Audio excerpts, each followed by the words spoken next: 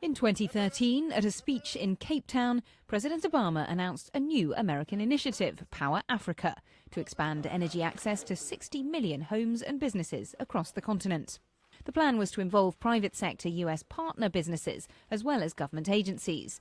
And conferences like this one in Washington, D.C. for US energy firms aim to try and encourage the pace of that investment. I think the interest in US investors is slow. And that's part of the reason why we're here. Anybody that knows Africa knows that President Obama announcing an initiative is not going to turn the lights on overnight. 18 months, 2 years, foundations are now laid. Now the investment will start to flow.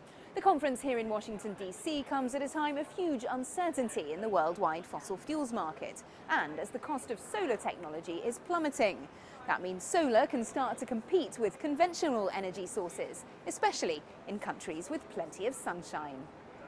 And here's one US firm setting up in a country where that resource is abundant, South Africa.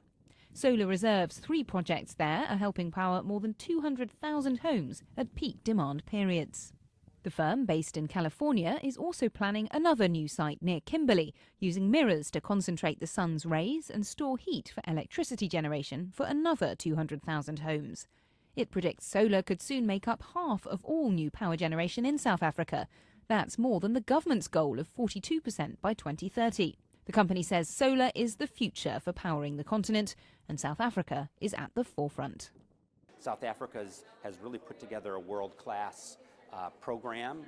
What I would say is probably the best in the world, even better than some of the stuff that we're doing in the U.S., or better than all the stuff we're doing in the U.S.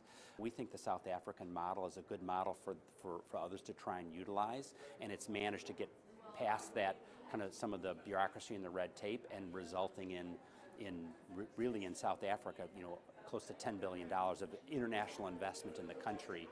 The key now is encouraging more US investors like Solar Reserve to follow suit. There's a lot of money on the continent. There's a lot of money in South Africa itself.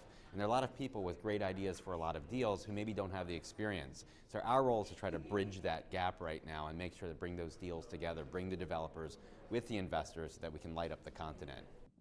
The hope is that the Rainbow Nation can show Africa and the world how to harness the power of the sun.